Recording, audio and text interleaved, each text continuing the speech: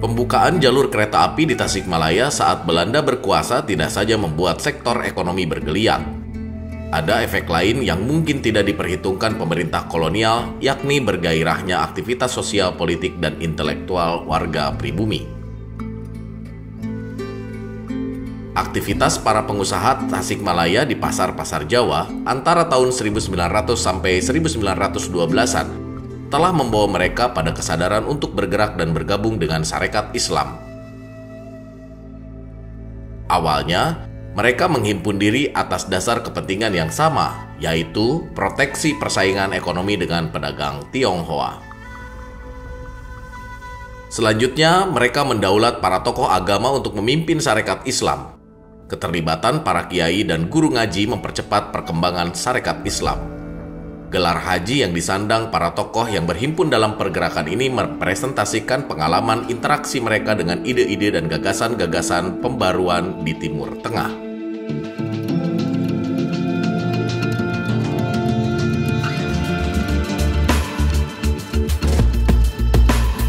Sarekat Islam berkembang cepat di Priangan Timur.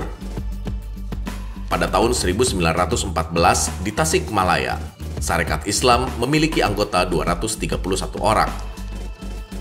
Pada tahun 1916, anggotanya mencapai 1.200 orang. Pesatnya perkembangan Sarekat Islam di Tasikmalaya selaras dengan basis aktivitas sosial dan ekonomi rakyat. Sebagian besar dari anggota Sarekat Islam adalah pengusaha batik dan industri kerajinan, pedagang, haji-haji berpengaruh, kiai, dan guru ngaji. Perang Dunia Pertama itu terjadi sejak tahun 1914 sampai 1918. Itu 4 tahun itu Belanda yang memiliki koloni di Hindia ini itu terancam juga dengan dampak dari perang.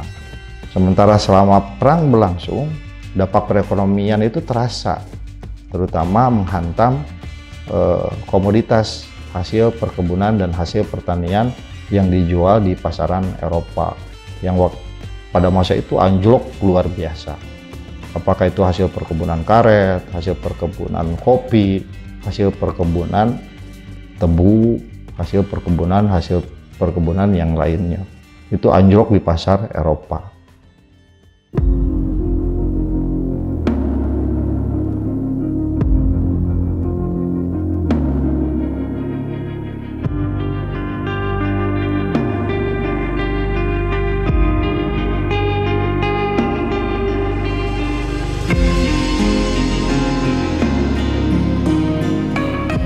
Untuk mengatasi dampak Perang Dunia yang menyebabkan inflasi dan gagal panen, pemerintah kolonial membuat kebijakan pamelian pare.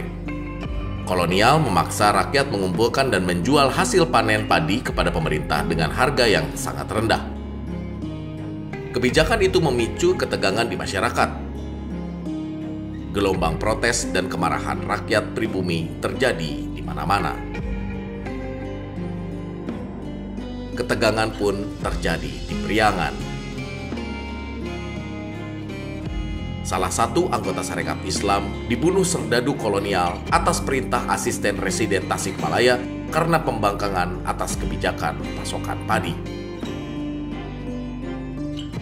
Kejadian ini terkait dengan gerakan rahasia Sarekat Islam Afdelingbe yang terpusat di Tasikmalaya.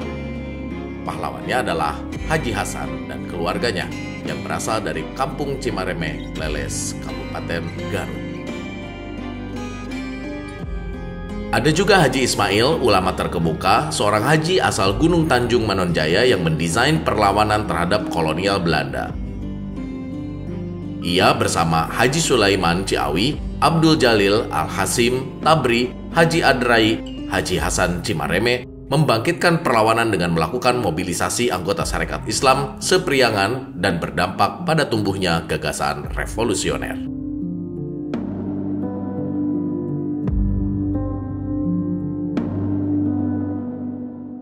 Gerakan ini itu digagas oleh Haji Ismail.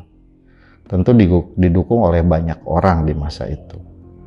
Gerakan yang bawah tanah ini bahkan perekrutan anggotanya pun sangat eksklusif.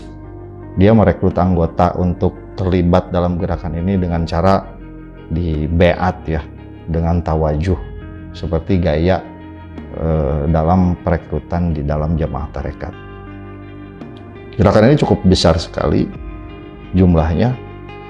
Dalam beberapa catatan itu jumlahnya hampir puluhan ribu orang di Priangan ini terlibat dalam gerakan ini, baik orang berpengaruh maupun masyarakat biasa yang ada di tengah kota, yang ada di desa-desa, bahkan para buruh yang bekerja di perkebunan-perkebunan yang ada di Priangan ini banyak yang terlibat atau berhimpun di gerakan Sarekat Islam Abdi Lingbe.